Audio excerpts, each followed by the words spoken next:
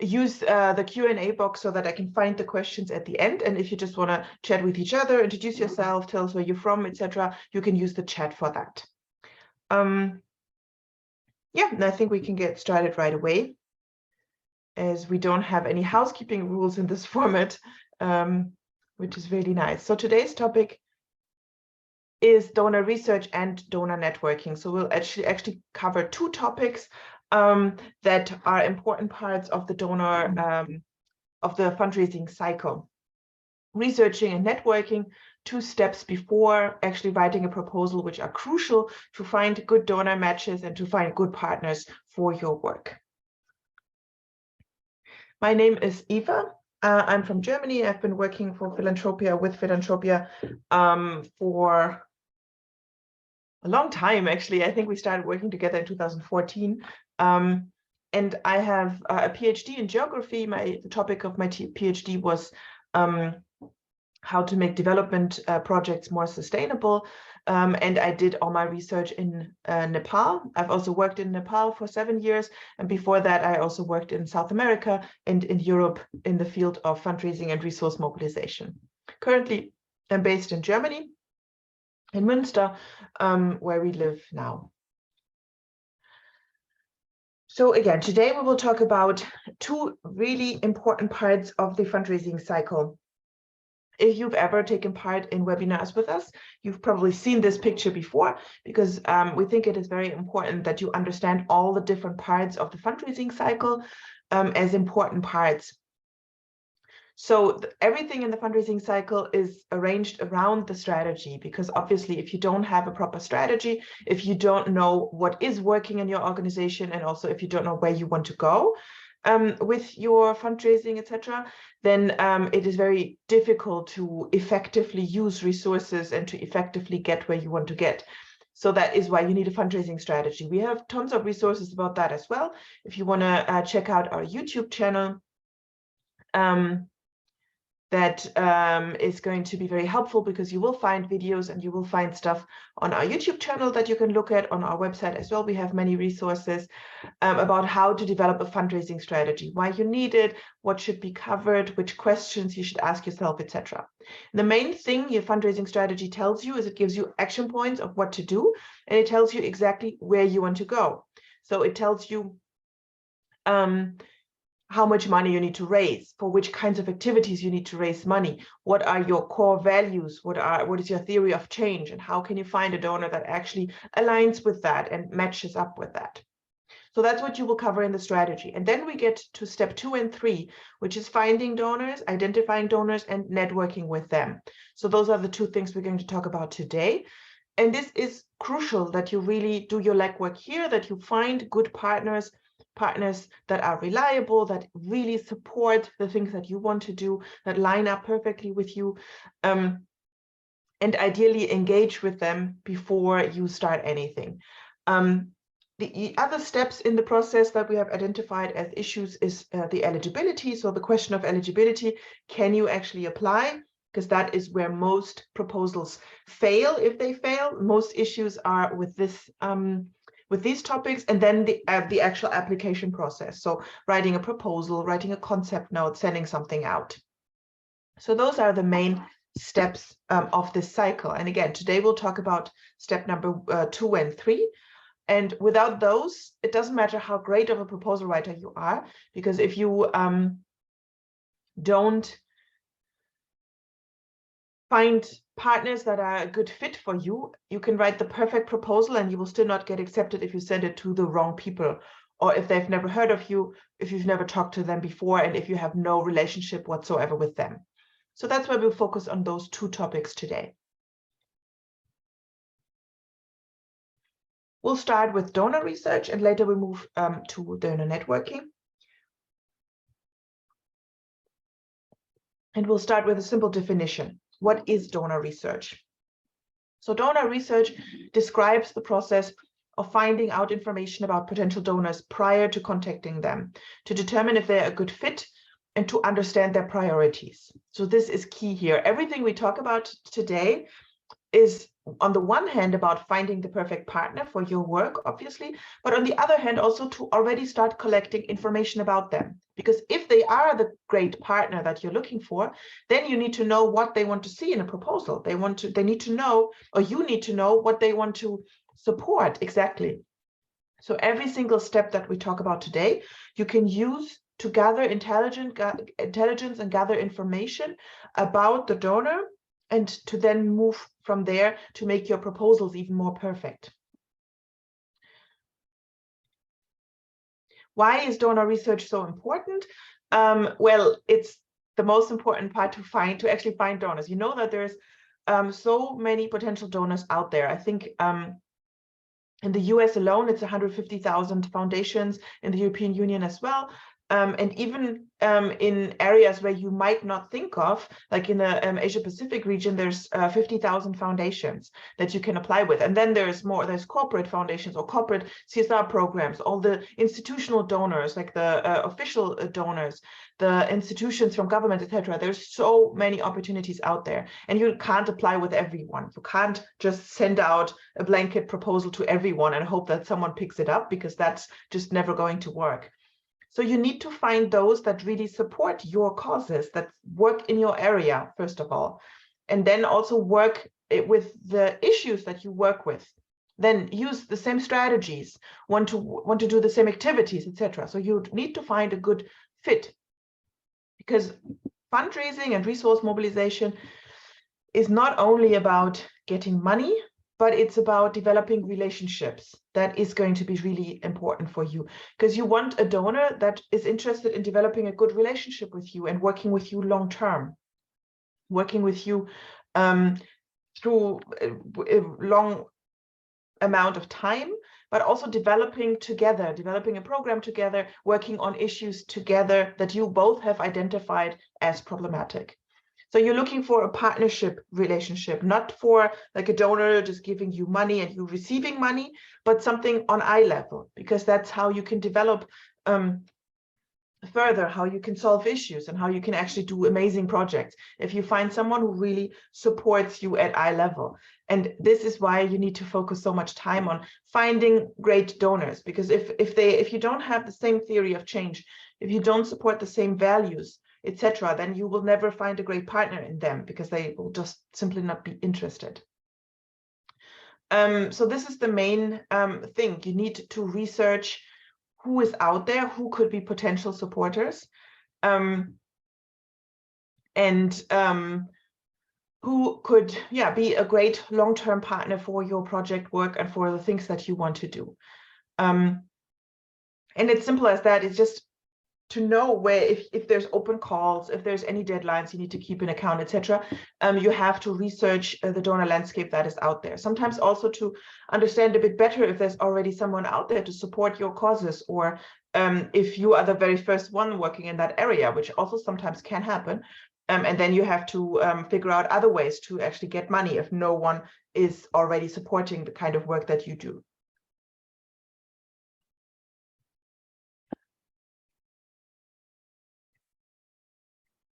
Donor research needs a strategic approach, though, because if you just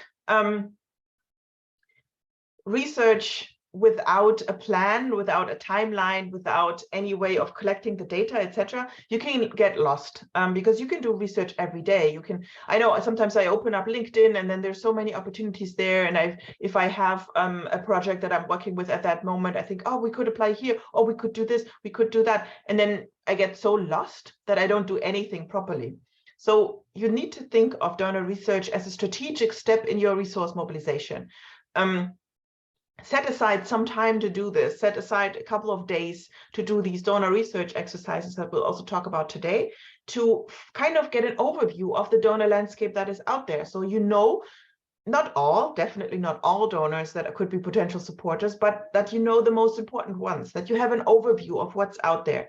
And then you also get to know if they have deadlines, if they have reoccurring deadlines, if you need to network with them, which we will also talk about today first, or what the approach would be. And getting that overview is really important. So kind of being one step ahead, and instead of just reacting to stuff that is coming out, being a proactive fundraiser and a proactive project manager to, develop things together with those potential partners and to act strategically.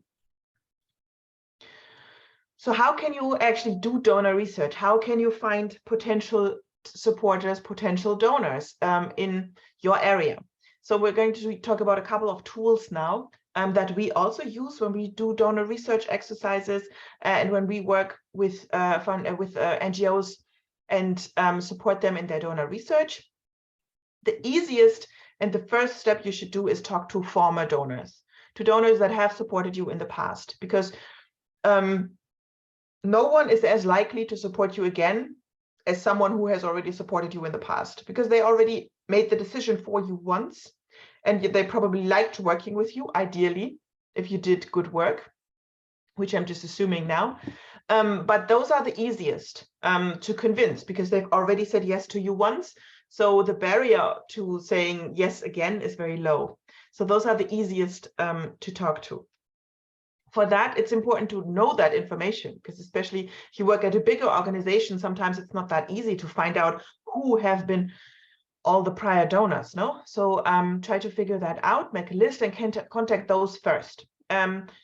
Sometimes NGOs think, oh, they've supported us once, so they will not do so again, but that's a mistake, because oftentimes donors are also looking for long-lasting, sustainable relationships with NGOs. So they are looking for those long-term partners, not for people to just support short-term.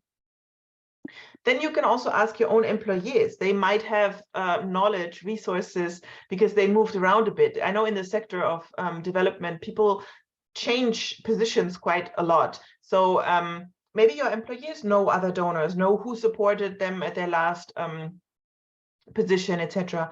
So that's going to be an important part. Ask your employees, we have this new project coming up, we're looking for supporters, we're looking for donors.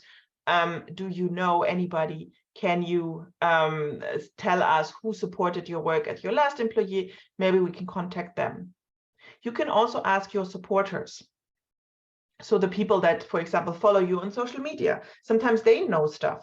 So if you just put out information like, oh, we're planning a new project in this education sector, would you be interested in, do you know anybody who supports this kind of work? Sometimes they have their own networks and they are more than happy to help. So just putting out the information, letting people know that you are looking for support, that you are looking for information, is always a great step to getting that information. And then other people that work for you, like the board, your seniors, etc., they also might have information about potential supporters and donors. So just put it out there, make it a topic on your agendas when you have team meetings, and make it a topic in your conversations, because then sometimes information kind of shows up by itself. Then obviously Google and the internet are big helps for this. I think the easiest, it's actually not on the top of the list, but it's the one that works best and works like a charm, and we also use that a lot, is just to check like-minded organizations. So other organizations that work in your field, that do similar work, maybe in another community, maybe in another country, check their websites and who supports them, because that list is going to be a great starting point to know foundations that actually actively fund in your area. Because if you use Google, if you use databases, etc., and you find great fits, sometimes you can't be sure if they actually give money. Sometimes they might just be there and do their own projects, but maybe not actively fund other projects. But with those ones that have already funded your colleagues, you know that they are active. So they are great people to contact. So you can check the website. Often it's displayed on the website, or check the annual report. Organizations like Save the Children, for example, they when they publish reports about the annual report, you can find pages and pages about their donors, and they even have like categories: donors that gave more than 500,000, that gave between 500 and 100,000, and then you have, obviously you have private individuals, and you can't really contact them, because if they've given 500,000, They are probably not going to give 500,000 again. But if there are foundations in there, then you can contact them. You can put them on your list and on your donor research list. So that's a great way to find potential supporters. But then obviously also just searching your keywords, searching, I don't know, grant education Kenya, stuff comes up, especially open calls or past calls. But from there, you can also deduct, see if they are going to have a call again, if they always have a call in March, etc. So you can extrapolate from that information. Following important pages is also a great step to get that information. So there's official pages like the Foundation Center that shares information, or the USAID page. In Germany, you can follow the Foundation Center, etc. They share information. They have newsletters, which is at the bottom. Sign up for those newsletters. If you want to get a grant from USAID, sign up for their newsletter, because they will let you know when there's an open call. There's other services. We also share some information on Philanthropia, so you should definitely sign up for our newsletter as well. There's other organizations that share that information, and if you follow them or sign up for their newsletters, you get that information delivered to your inbox. And then you can obviously also set alerts for specific keywords if you find out that something works very well or not so well. Then there's databases, which is also a great tool because it saves you a lot of time. But the downside of databases is obviously that it's not free. Most databases are paid because it's a lot of work, a lot of effort to actually keep them up to date. So you need to find the best fit for you and make a good decision if you want to invest. They can be a huge time saver though. We also offer a database which is called donordatabase.org. You can check that out. You can actually get access for a week for free, and it's only paid after that. But it's really helpful because we have a long list of foundations that come up. And then obviously you still have to do your own research and go further from there, but it's a great starting point. The Foundation Center in the US also has a database, but it's quite expensive. It's around $250 per month. I think they have great search tools as well, but obviously it's costly. So if you want to try a database, I would really recommend you start with ours and use that week for free, and then see where it takes you, and if you want to keep subscribing to it, if it makes sense for you. Then there's the question of how to organize your donor research, because you need to organize your stuff to not get lost and buried in it. Because if you research, then you find something and you think, oh, this is important, oh, this is important, but then you don't know where to put it, you forget it, you research the same foundations twice, etc. So you need to find a good strategic way to organize your donor research, and also to kind of put a time cap on it, because otherwise you can get completely lost. You can spend days, you can spend weeks and months on researching, and you will, even after months, you will probably still find new foundations.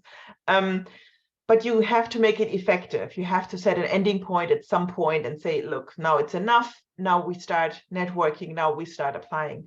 But what's a good way to organize your donor research? We actually use a very simple Excel file, and I'm going to show you an example, because we believe that that's enough. There's very sophisticated softwares for that, etc. But I think for the scales that most of you are working on, it's completely fine to just use an Excel file, because that is accessible to everyone. Everybody can add to it.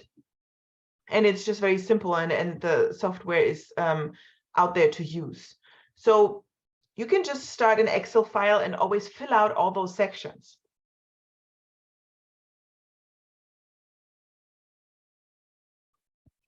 I don't even have all the sections on this screenshot, but I think it gives you a very good idea on how you can go about it. So at first, obviously, you start with the name. This is an example of a donor research I did for a Nepali organization that was working for women. So it's filled in with a couple of examples for a project that was dealing with women's issues, with supporting women in rural areas. So just as an example, but as you see, we start with a name, obviously. Every time we identify a potential donor where we think, oh, this might be a good fit, we put the name in here. Then the website, so that you can quickly find it. You just click here and you go to the website. Then you put down what the focus area is. What do they actually fund? Because Oftentimes, you can look at one project from very different directions. Now, you can, for a women's project in a rural area, you can get funding for women's issues, but you can also get funding for agricultural issues. You can get funding for education, etc. So you can look at the same project from different angles. So you put down the focus area, what kind of stuff do they fund? And what I think is important information is the range. How much money do they give? Because if you need to find a donor fit, and that's going to be important when we talk about eligibility in another webinar, that funds exactly in your area. So in the range that you're looking for, because if you need $10,000, you don't want to apply with a donor that only gives 1,000, and you don't want to apply with a donor that only gives 100,000. So range is important. It's sometimes difficult to find, but if you can, also looking at past projects, etc., it's great information to put in here. And then we have this ranking system where we say if we think the probability that this is a good donor fit is high or middle or low. And we put the low ones in here as well, because if you do donor research and after a year you go back to it, you forget which foundations you already researched. And if you've researched a couple that were maybe low in the ranking system, you will just waste the time and research them again. So put all of them in here so that you know what you've already done when you get back to it after a year or some time. Then you can put the application information. What needs to be done to apply? Do they have an online form? Do you have to register? Do you have to send something in, etc.? A notes section, anything that you can think of, and anything that came to mind when you read through this. Also you can already note down tips for yourself as to what to include, etc. Then you should add a to-do section. Who should do what? What are the next steps to take if you want to apply with this opportunity? And then obviously you need a column that has a deadline in it, if there's a deadline. This is cut off on the screenshot. And you can add as many more columns as you want with the more information if you feel like you want to add. And when we talk about donor networking, you see you will collect a lot of intelligence, a lot of information about this kind of stuff that you can all add to this file and then use the file when you actually write the proposal. And the great thing about this is also that you can share it easily with everyone, because maybe you collect some information, but maybe someone else is going to write the proposal. So in that case, you need to be able to share this information so that they can still take advantage of it when they write the proposal. If you find out that they specifically want to fund only projects that work with children under the age of 12, and you don't note that down anywhere, and then the person who writes the proposal doesn't know that, that's a big problem, no? So this is a good way to share all the intelligence, all the information that you collect, and to share it with other people who might also be working on the proposal. So this is the way that we recommend you organize your donor research, to then go from there and always add to this file as you go along in the process of dealing with donors, networking with them, and then also applying at the end. So now we get to the next stage, which is engaging. So we've covered the first step now, finding donors. So you know who are the potential donors in your field, who are potential partners that might be able to support you and support your cause. And then you go to the next stage, which is trying to engage with them. Because when we talk about fundraising, proposal writing, etc., most NGOs, most people that sit in our webinars, sit in our workshops, when we do in-person workshops, think of only open calls. All those, the things that you read when they say, when you get terms of reference, and they ask you to send proposals and they have huge guidelines, etc. That's what people think of when we say fundraising, when we say proposal writing. But that's not all that is there. A lot of funding, and we actually believe that the number is up as high as 70% of funding is negotiated and not given out through those open calls. Because what you also have to keep in mind is those open calls that sometimes are global are highly competitive because everybody knows about them. And so foundations that put out an open call get hundreds and thousands of proposals. And to be the best out of 3,000 is so much more difficult than to talk to someone and convince them of your project if you are the only one contending. So this engagement stage process, talking to donors, making yourself known, networking with them, establishing relationships is extremely important, because that way maybe you don't always have to jump into those open calls, which are so competitive, but sometimes you will get the opportunity to negotiate something. Many foundations have systems where they say only solicited proposals, or on the website, then you will see, don't send us unsolicited proposals. That doesn't mean they do not fund. That just means that they want to establish a relationship first, because they want to get to know you. Because funding someone is a risk for a donor as well, because they enter a relationship with you and they give you actually quite some money. And donors are also responsible towards their donors and towards the sources of the money that they give out. So they need to know, and they want to know, if you are a reliable partner and if you can be trusted.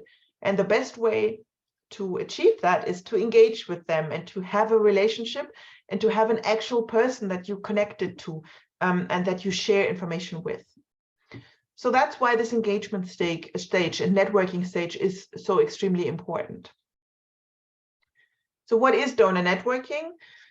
It actually describes the process of connecting with a donor before you submit a proposal to establish a relationship with them. So what I just described, before you send anything out, you try to establish a relationship.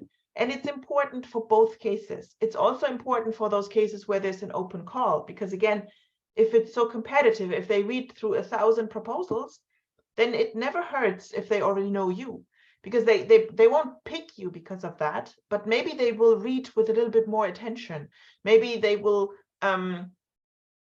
give you a little bit more leniency or something if they already know you, because you should never forget that even though all of this is online and all of this goes through forms and sometimes seems extremely formal as well, in the end, the person sitting at the donor's office is a person, and you are a person. People give to people. What counts are relationships between people, because that's what they're trying to relate to. They're not only looking at the paper, they are looking at your ideas, at your passion, etc., everything you put in there. And if you were able to establish some kind of relationship before or during this process, then they will maybe perceive you differently, which will help you to be successful with your proposal, with whichever documents you send out. So just keep that in mind. Why is it so important? We've already covered some of that. So again, when you talk to a donor, you get the opportunity to present yourself and present your work, your organization in the best light, and to establish a relationship before you send out any documentation, any documents, any proposal, etc. So yeah, you can make sure that they see the human in you, that they connect with you on a level, and that they already trust you before you send out anything. But donor networking is also important, because fundraising and resource mobilization and work in development is not only about getting money for projects, it's also about developing this field further together as a team. So one of your responsibilities is also to advocate for your causes with donors, advocate for specific situations in the field that donors might not know about. Donors depend on you to tell them what is actually happening in the field. Sometimes that is where they are lacking, where they have no access to communities that they want to work with. They have no access to the situations that you have access to. So you are also in the position that you should share that knowledge to influence donors in how they want to spend their money, who they want to work with, which kinds of organizations they want to work with, etc. So this process of advocating for your issues, and then maybe also in the long run influencing donor policies, is also part of fundraising. And obviously you cannot do that if you don't have all those good relationships, if you don't have a network, if you don't talk to those people. So that all of that is also part of your job on some scale. Obviously if you are working in a tiny NGO far out in the countryside, then maybe you don't have that many opportunities. But sometimes you get invited to functions, sometimes you get invited to places where you can actually influence and actually talk to donors and tell them, look, this is what it's like in the field. This is the issues that we have to deal with. Could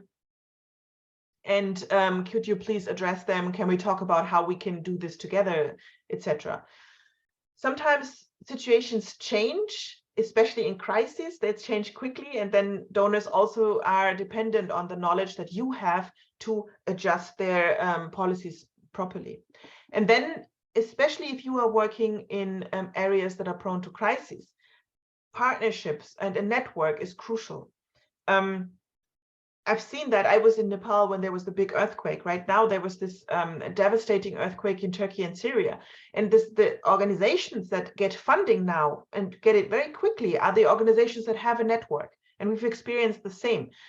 When you have a network in those situations, you get support. When you start reaching out only during the crisis, that's probably too late. So you won't get the money that you need to support the people that you work with. We've seen the same with COVID. When COVID hit, many donors stopped giving out new grants, and they just worked with organizations that they already had a relationship with.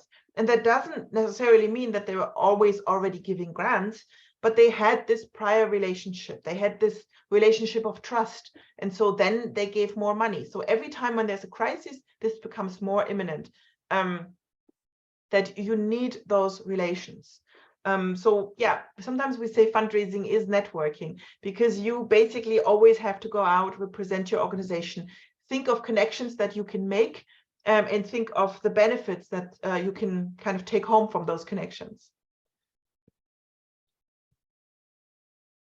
So what are ways that you can do that, and where can you do that? So what I said before, fundraising is networking. You should always think of ways to network, think of people to talk to, etc. And also know that you are always representing your organization.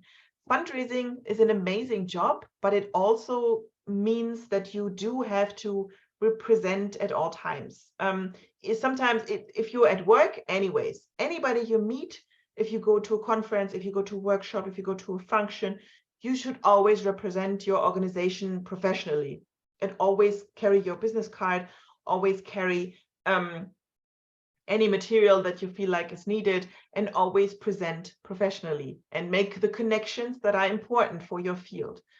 But sometimes that also means representing in private circumstances. No, if you go to a barbecue, you might meet someone important. You might meet someone that works with a company that has a big CSR program. So then that's your way in.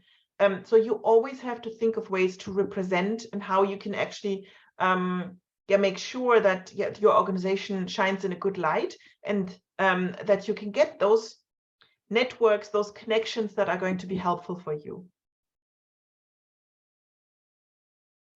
One thing that can help you, especially if you are a person that goes out to workshops, to conferences, etc., is to practice your elevator pitch.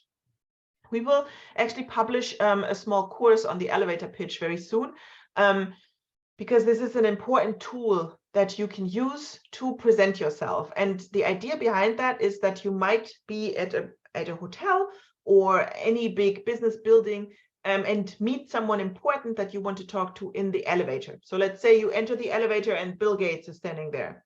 And then you just have until the doors open again to present your case. So you have 30 to 60 seconds. And this sounds very simple, but when you try it out and speak it out loud for the first time, you will realize that usually we start rambling. We don't know how to present ourselves and our work in 30 seconds or at maximum 60 seconds, because it's not that easy.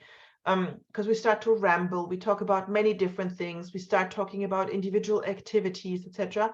That's not what is asked of us here. Just a quick representation. Who are you? What's the impact that you are trying to have with communities? And a call to action. Here's my business card. Can I meet you again? Can I call you? Can I have your business card, etc.? So practice that with colleagues, even though it might feel a bit weird.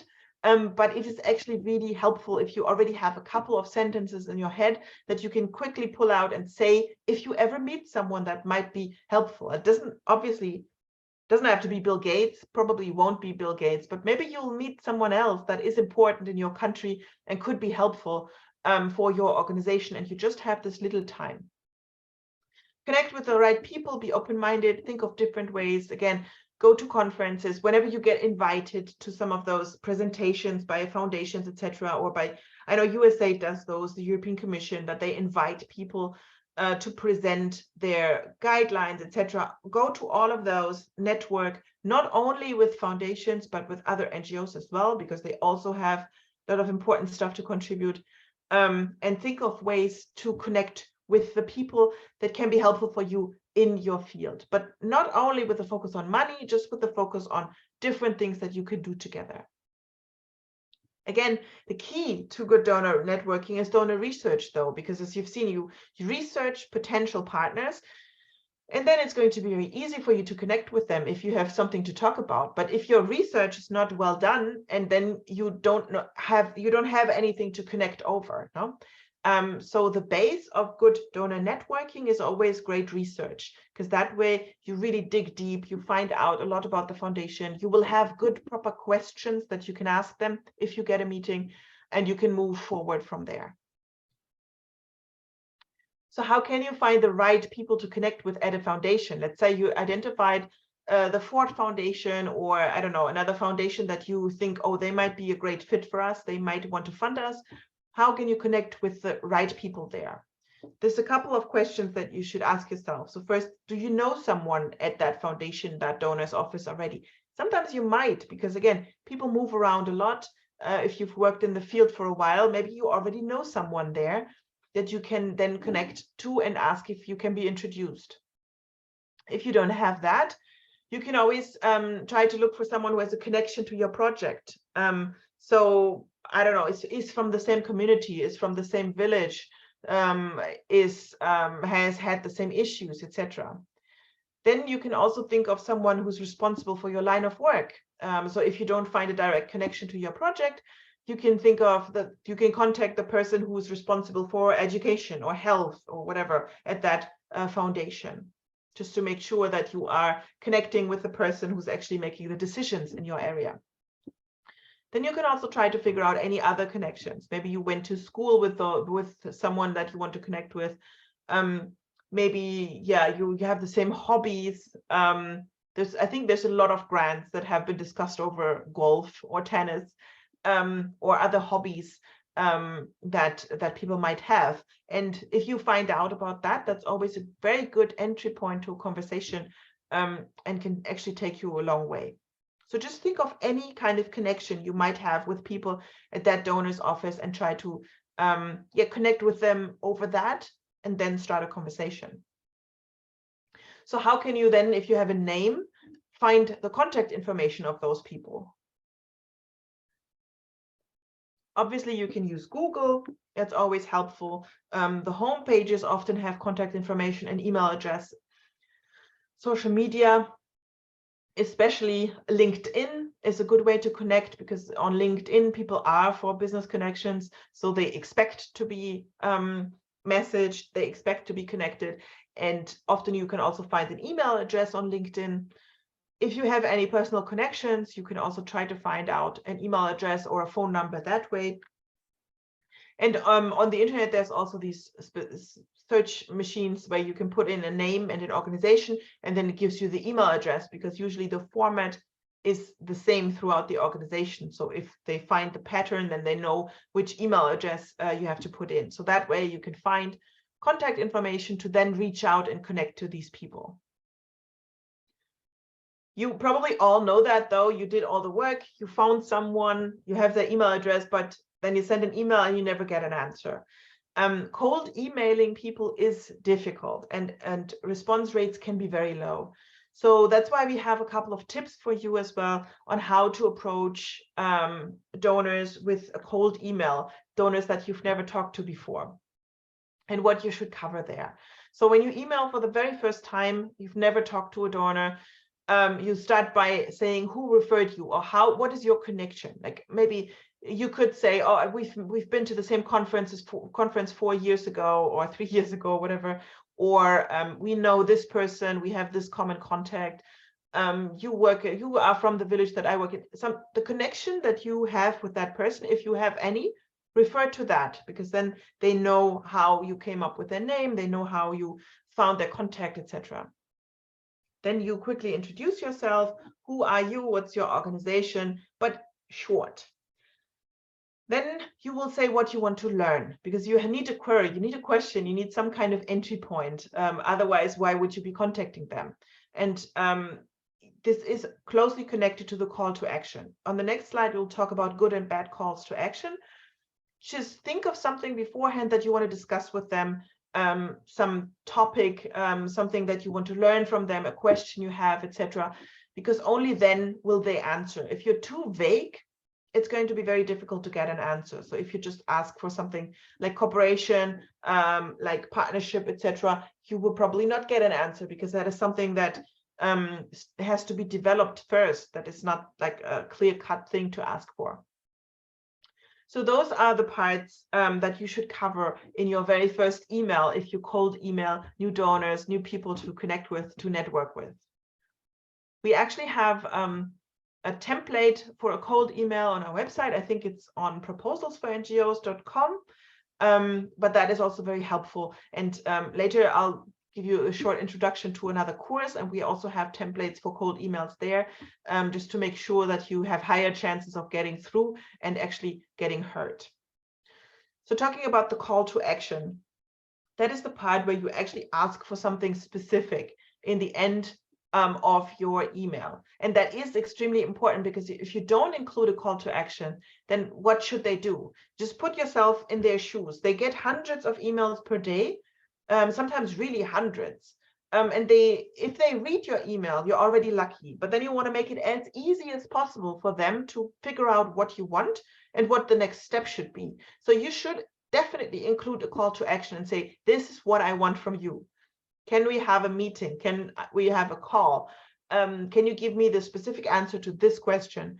And then they will answer, because it's easy. But if you ask for something, or if you don't ask for anything, then they have to come up with something, and that's extra work, and that might make the difference between getting an answer and getting no answer. So really think about your call to action. A good call to action would be, for example, asking for a meeting. Asking them to meet with you, if that is possible, like if you're in the same country, if you're in the same region, is always a good call to action, because you can discuss further things there. You have an opportunity to introduce yourself. If you have the opportunity to have a personal meeting, that's even better, because developing a connection is always easier when you're actually meeting face to face. So asking for a meeting is a great call to action. Asking for money in the very first email is never a good idea. Obviously, donors know when you contact them that eventually you probably are going to ask for funding at some point, but it shouldn't be with your first email, because you're just introducing yourself. So immediately asking for money is never a good call. Then asking for specific information is a good call to action. So a specific question, like, we're doing this project, how did you measure this variable? How did you go about this? Or a specific question about their process, like, can we send you a proposal at some point? Or what are you looking for in proposals, this or that? Like something specific. Asking for just for cooperation, partnership is not a good idea, because again, that is so open that you are asking the other person to fill that with content. So you are making them work for you, and you want to avoid that. I actually get many messages on LinkedIn, and we also get emails a lot on Philanthropia, because sometimes people think we are a donor, and so they send us those emails. And you always see, we would love to partner with you. We would love if you consider a cooperation with us. Well, what does that mean? Probably it's about money, but it's weird. So you just never know what that actually entails, and you don't want to leave that open to the donor or to that person who reads your email to fill.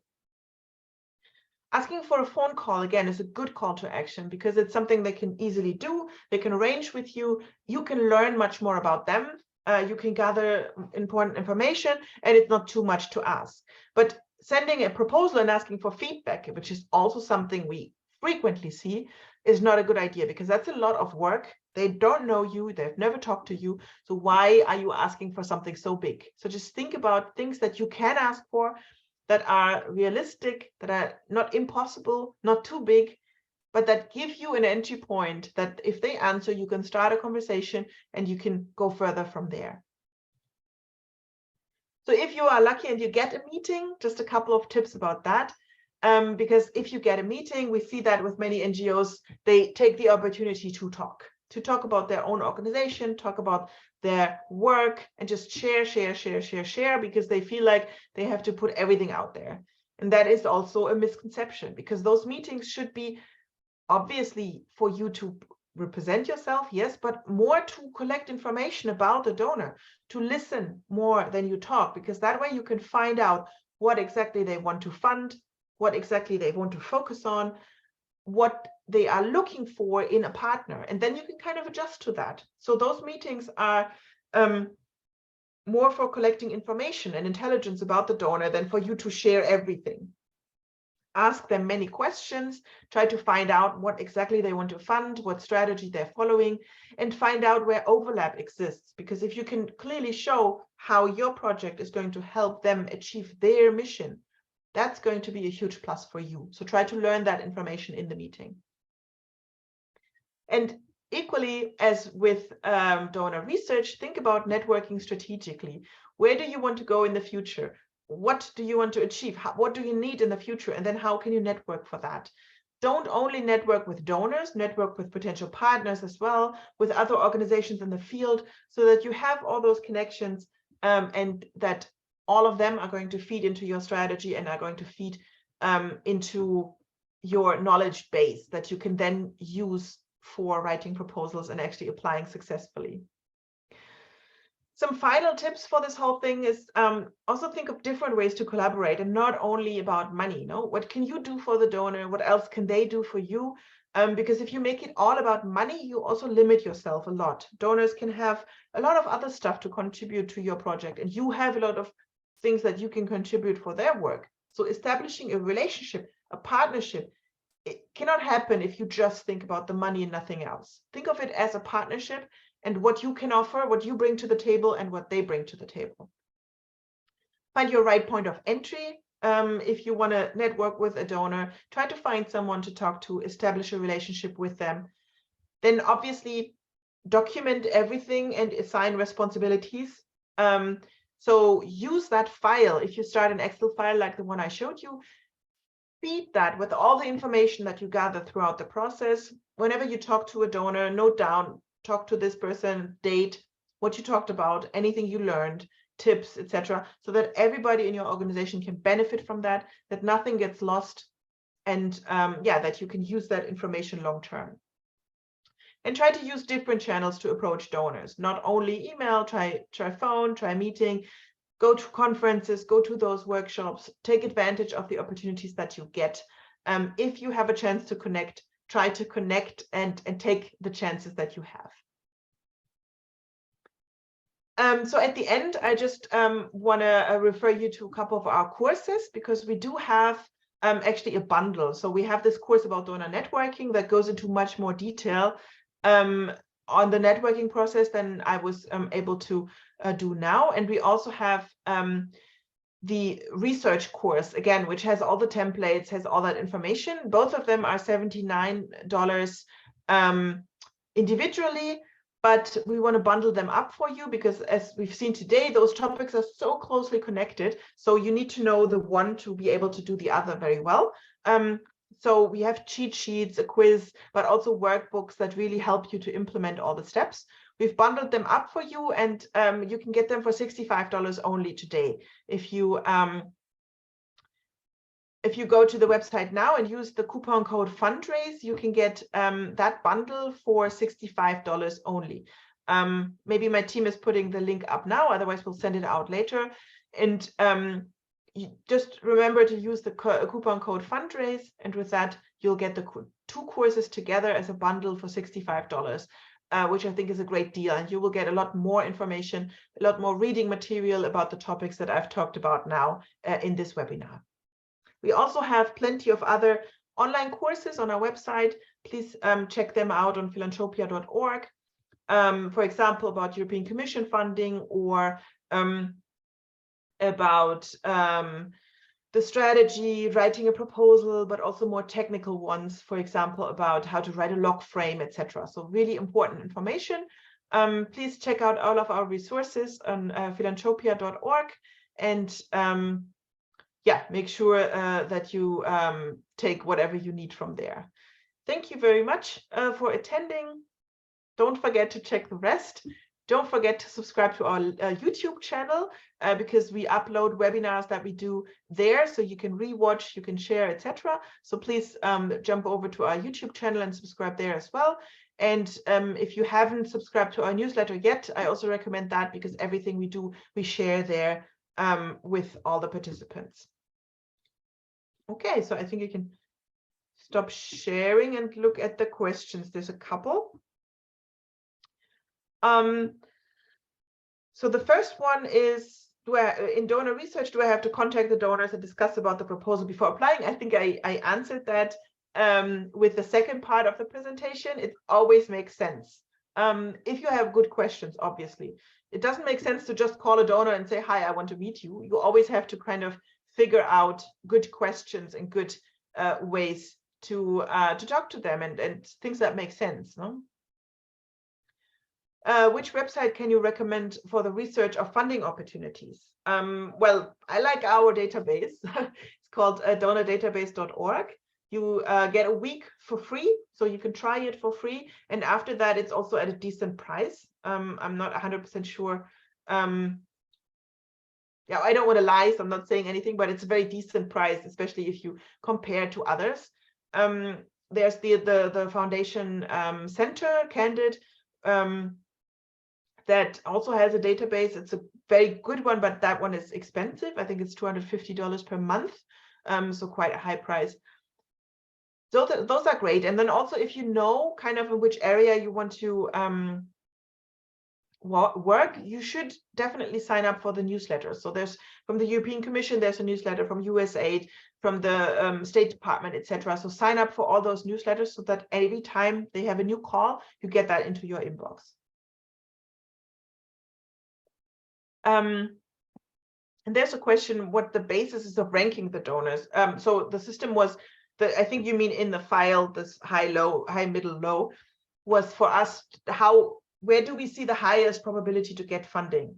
What was the best fit? So if it reads like the amount we want to apply for is perfect, the overlap is working, etc. All of that goes into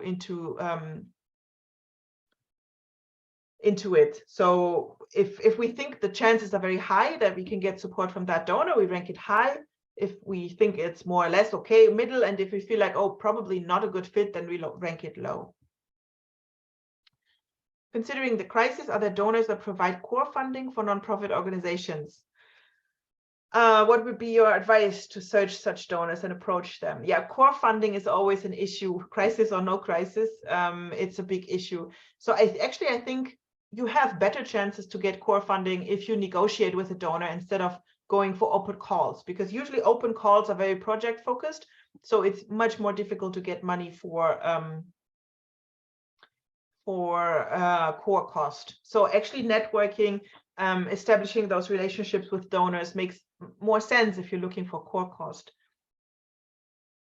Then oftentimes I think people are not creative enough with core costs. So even if you apply for a project, you can put a lot of information, like a lot of the cost. For example, if you have an office and your project offices work in that office, obviously you can put part of that as project cost, not even core cost, but project cost, because that person needs an office, no? So sometimes you can be a little bit creative with it and put it under a project cost, but otherwise, I can't tell you a donor that does that.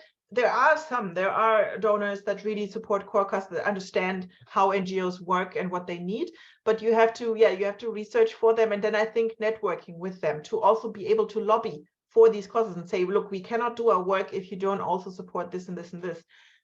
For that, you need the relationship. So if you are looking for a donor that does that, I think establishing a relationship, networking is even going to be more important for you than if you are just looking for support for your projects. From your experience, how long does it take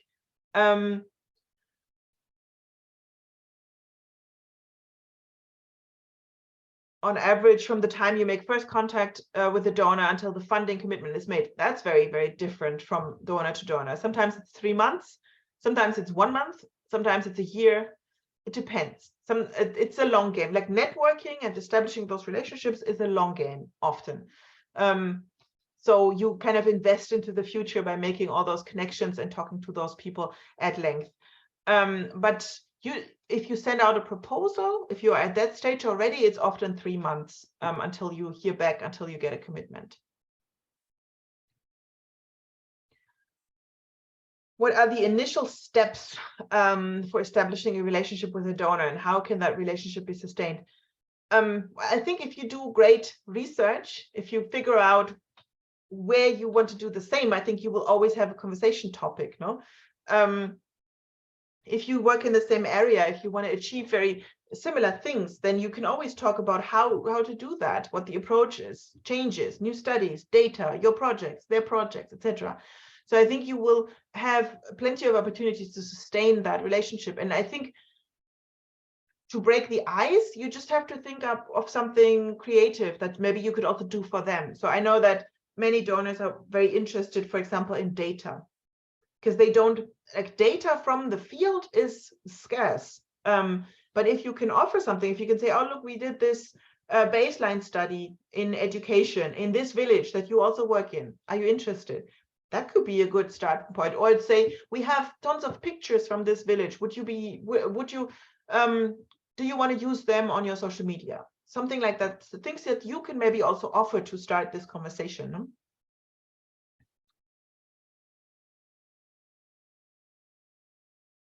No?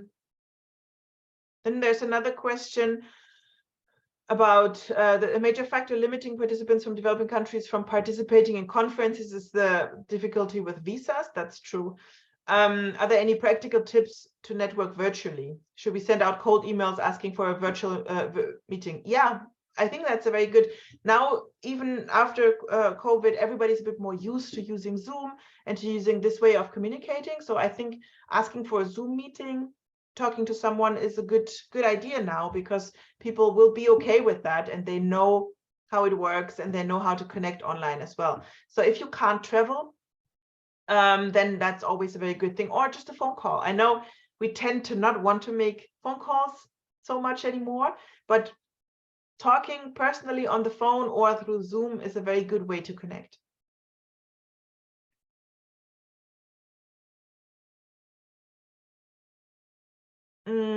Is sharing a short clip such as YouTube or TikTok a good way of creating a relationship? I don't know, but if you've already worked with someone, for example, sharing them on your social media, etc., is a good way to keep the relationship, no? If you're interested in that. I think to open a conversation, maybe that's a bit too forward, but maybe I'm also not 100% sure what exactly you mean, but just trying to connect over a shared topic is a good way. Also, if you follow a donor, commenting on their stuff on LinkedIn, on Facebook, and like not only saying, oh, this looks nice, but saying something positive and creative and productive is, I think, a good way to enter a conversation. When is the right time to ask for money? That's a good question, because you definitely have to do that at some point. But maybe not in the first meeting, and then you kind of need to get a feeling, no? If you're talking to someone, and I think after 1 or 2 meetings, you can ask them, can we send you a proposal at some point? And if they say no, never, then okay, you know that this is not going to end in that kind of interaction. But I think it's very individual, and you kind of have to figure out where this is going. But in general, I would say donors know if you contact them that you want money from them. So they will eventually tell you, okay, we accept proposals, or can you send us something, etc. So if it comes from them, then it's very easy if they invite you to. Otherwise, at some point you have to ask, and it's very individual. You kind of have to get a feeling for it. Thank you so much for taking part in this webinar. We have a small evaluation form that we would ask you to fill out. So I think the link is in the comments right now. It's on SurveyMonkey, so it would be great if you could just jump over there and fill out the survey real quick. It's just a couple of minutes letting us know what you liked about the webinar, what you didn't like, any feedback, anything we can change, any topics that you would like in the future. That would be great if you could just do that. There's a couple of more questions that I will quickly go through. Is there a template for networking with donors and other organizations? Not really, but I think if you use the template for donor research that we share, you can just add information there and go through steps as well. So you can add columns that says first contact, second contact, what to do next, steps, etc. So just include everything there. There's no real template. It's a human relationship, so you kind of have to figure it out as you go. Any website? Not really one website. You kind of have to follow more to always see who is funding. There's a couple of websites that collect that information that you can check out, but there's not a single one that I would really recommend. I think following newsletters is a great way to really stay ahead of the game, because usually organizations share a lot of the information through their newsletter. Difference between an open call and a core call? I've never heard the word core call actually. Open call means when they say, when they put we are funding this and this and this, and you can apply for up to 10,000 euros, and the deadline is then, and they give you guidelines. That's an open call. Maybe a core call would be more of some foundations just put up information and say, yeah, you can send us something on a rolling basis, like without a deadline, and it's not so specific. A call usually has a very specific area that you can only like very specific kinds of activities that they fund through that specific call. What would be your advice for a local NGO that has just started and has not yet received any funding and is looking for the first funding? Okay, I think for you then partnering up and getting a network is even more important. So partnering can also mean with other NGOs. So if you want to apply for something, you can always partner up with another NGO that already has experience and has like a track record. But also applying for small grants is always a great first step. I know many embassies have small programs that you can apply with, or just like $1,000, $2,000, etc. You can't change the world with that, but you can already do stuff, and then you can collect experience, kind of build a track record, and then apply for bigger things in the future. But looking for partners, I think, is key, because if you can apply with a network and you're just one part of that, then it's still going to be, you'll still have huge impact. And you can kind of benefit from the experience that the others bring to the table. So I think those would be the two things that I would recommend. We also have a very specific course about that for new NGOs. So if you want to take that course, you can also find that on philanthropia.org. It's a lot of information about what to do when you're brand new, when your NGO just started out. Okay, thank you so much. We will send you a follow-up email with information, I think with a recording as well. So don't worry, you will get all of that into your inboxes as well. And please don't forget to take the small survey. Like I said, the link is still in the chat. And I hope this was informational for you. I hope you were able to take away something. And I hope to see you in one of our next webinars again, and to keep in touch. Thank you very much, and bye-bye.